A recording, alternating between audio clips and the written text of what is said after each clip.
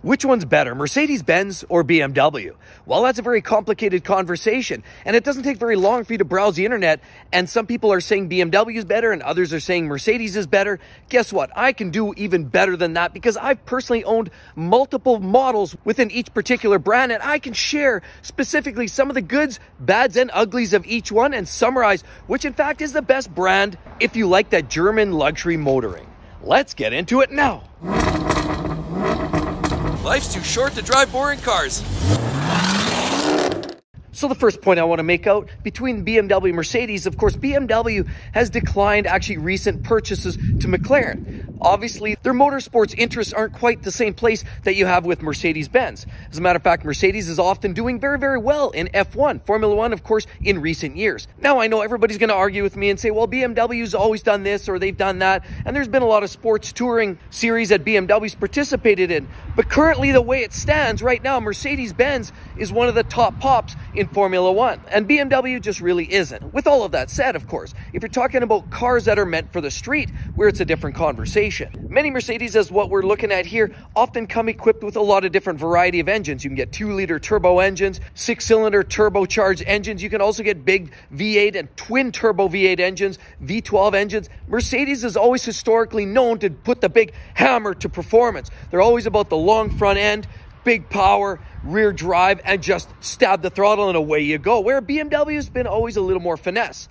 High-strung engines, smaller displacement, generally tweaking similar horsepower output, but the difference is BMW is going with the option of manual gearboxes in some of their cars. For example, the M3, M4, you can still get the manual gearbox. Clearly, the sporting intentions for the street driving is a little more dialed in for the BMW. Now, cars like this gorgeous E63S are some of the rare exceptions where AMG gets a hold of these cars. They make cars that are immensely powerful with well over 600 horsepower, and the closest competitor is, in BMW's world, is the M5, which puts down very similar performance numbers, but it does so in a slightly different fashion. And even if we're talking about the entry-level engines, what we're looking at is the C300 Coupe here.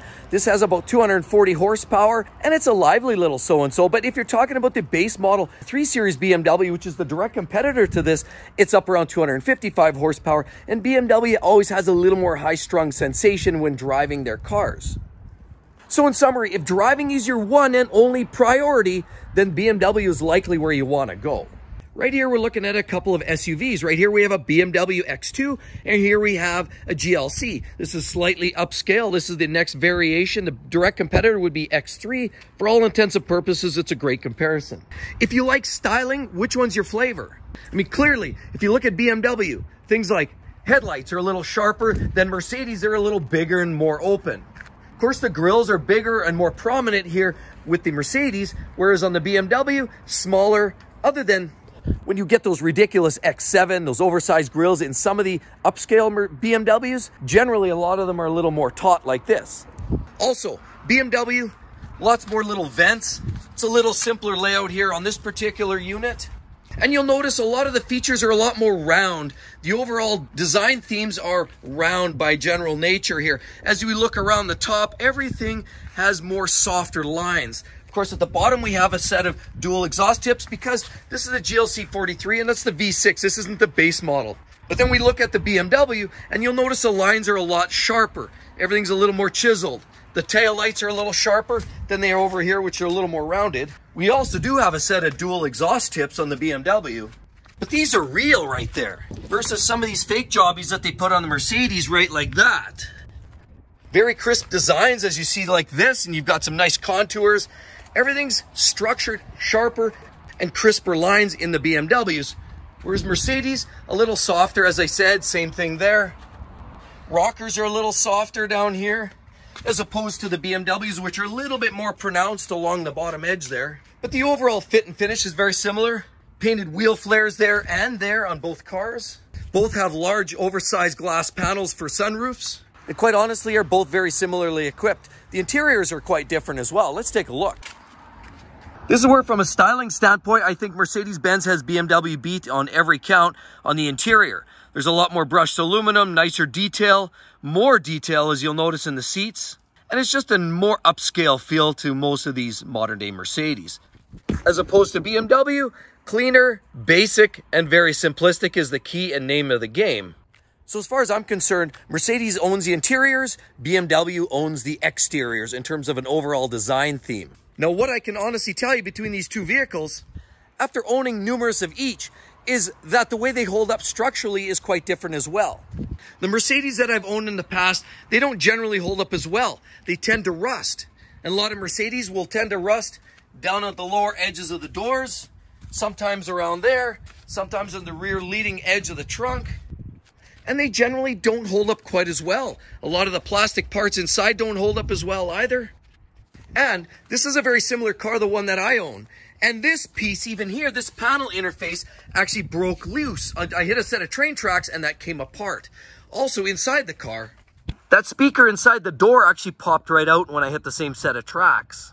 So overall, I would say Mercedes is a little more fragile. They tend to rust a little more, where BMW, on the other hand, I find a lot more robust. When you slam the door, they're actually pretty sturdy. For example, it actually feels solid when you close the door. It feels more like a vault, whereas that always has a little bit of a looser feel to it. I'll also comment that I've had a lot of struggles with BMWs in the past with some reliability issues, particularly with the twin-turbo 6-cylinder engine called the N54. That was a real problem. As well as my X535D, which is a diesel, also had some problems. It starts to get very expensive when your emission system starts to fail. So that's where things get ugly. But generally speaking, BMWs generally resist rust very well. They hold together. The leather is very stout. Plastic parts don't fail like they do in a lot of these Mercedes.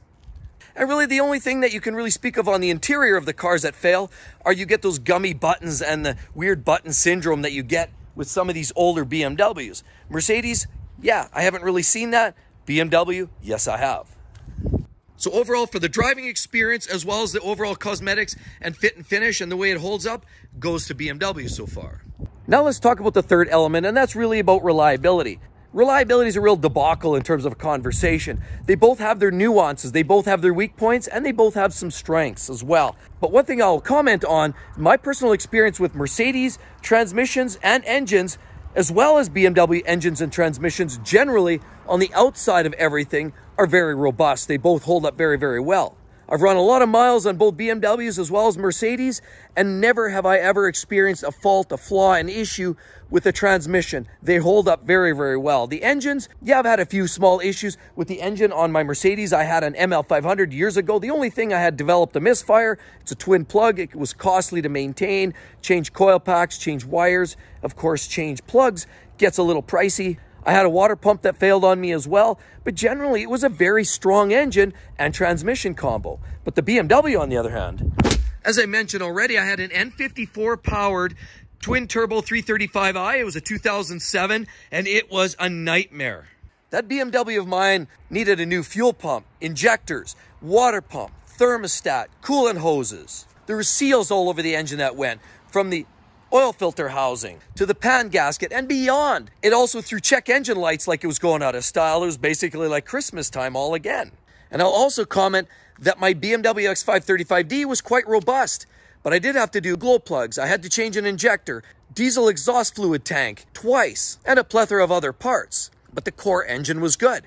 The M5 I have is an E60 M5 with a V10. That, of course, is high-strung. It will need rod bearings after about another 40,000 kilometers because that's another weak point in BMW's armor. I will also comment on previous generation 4-cylinder engines in the BMW lineup called the N20. Brutal timing chain issues, failures. There were class action lawsuits to sort that out, as well as the N63 twin turbo V8, 4.4 liter in displacement, lots of problems.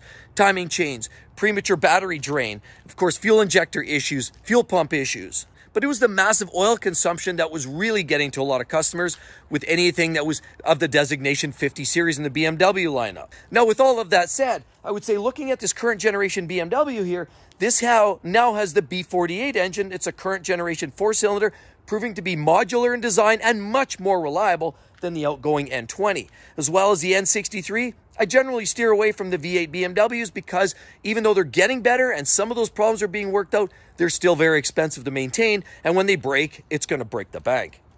But I can honestly say in Mercedes, yes, there's glitches, most of which now in modern Mercedes are more based on electronics and gadgets, modules. But from a drivetrain perspective, their current generation 4-cylinder turbo 2-liter engine is actually pretty reliable.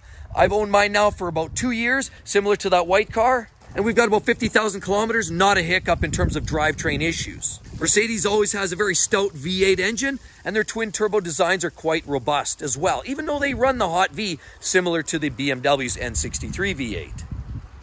Now, the fourth element is actually about aftermarket. Of course, you can always get aftermarket parts for virtually every manufacturer on the planet today. However, what you'll find typically is Mercedes, a lot of people generally leave their cars more stock and more factory.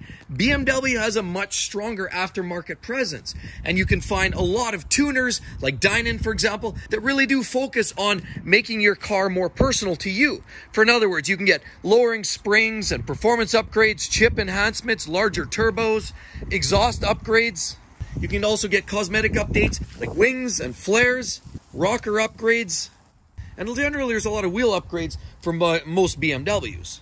A lot of the aftermarket also does touch on Mercedes, but I just generally find that BMW is more well suited for that. You can search the forums and you'll find a lot of people talking about upgrade this, upgrade that. There's a lot of different apps that you can even plug in a dongle and then tune out a lot of different features in your car, or tune up a lot of features in your car, and that generally is more done through the BMW circle. There's lots of people that really love tuning these cars, customizing them, making them do different things. And those real car geeks like myself like the opportunity to be able to dial right in and integrate and make little changes to the car to make it do little odd features. For example, like unlocking your button to get in, and it'll activate different features, different lighting and mirror options when you unlock your car. Lots of different nuances for those car geeks like myself. And as I said before, in the Mercedes world, there's just far less of that. So if you like tuning your car, BMW is the way to go.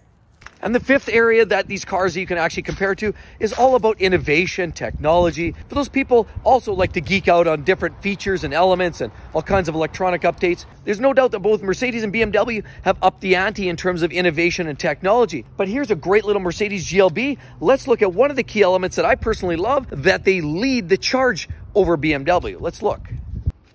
You'll notice now Mercedes is just applying these overly large screens that incorporate your dash pod with the center screen all in one long panel. And it's actually very inviting for all the passengers in the car. BMW doesn't do quite so much of that.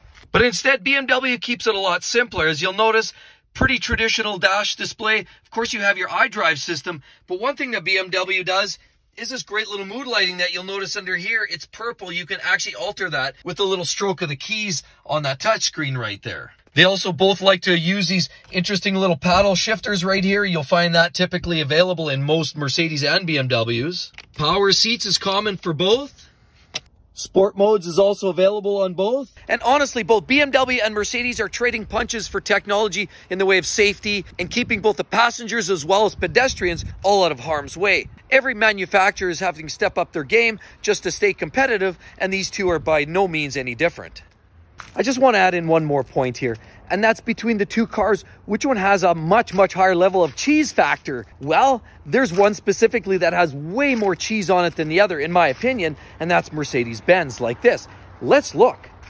I mean, what's going on with this car? Sure, at first sight, you can't really tell. Where's the cheese? Right in there is the cheese. What am I looking at there? I'm looking at tailpipes, but there's really nothing connected. Look underneath there. That is cheese galore right there. Nothing but pure cheese all the way along. Very fake. You also get in the 4-cylinder version too, like this GLC 300. How is that? Well, look, it looks like an exhaust tip, but no, wait. It's right under there. There's your exhaust tip. There's your muffler right there. No, cheese. Look at that. That's nothing right there. There's also that. The stars here are a little bit on the cheesy side, if you ask me. And I'm not going to lie, even BMW has a little cheese going on right there too. What were they thinking? What's the point of having that extra BMW logo? Like having it on each wheel and the front hood as well as the back isn't quite enough. Let's throw another one on for good measure. Not sure what they were thinking. So there are a lot of great vehicles out there to buy, and which one is best for you? So if you live in further in the south, and of course rust and the salt belt isn't your issue, then it doesn't really matter. Pick what you like. If you're a driver and really like to pull gears, well, BMW's your bet. If you like that feeling of true luxury when you're behind the wheel and the powerful engine and the V8s and all of that goodness and the technology you find on the dashboard, then Mercedes is your plan. BMW's got some very expensive problematic areas. Mercedes has a few of their own. Some car brands are more sustainable and potentially have more focus on motorsports, which is more promising for the future, while others are more motivated on developing innovation, for example, 3D printing and some of the latest EV-type technology. My personal opinion, as you guys already know, I've had many experiences that were not all that positive in the BMW world, but if I had to buy a brand new BMW or a brand new Mercedes, guess what I'd buy? And with all of that said, right there, be sure to check that video out. You're going to love it. The most reliable luxury cars that will essentially go forever. Hope to see each and every one of you on the next one. Catch you real soon. Bye-bye.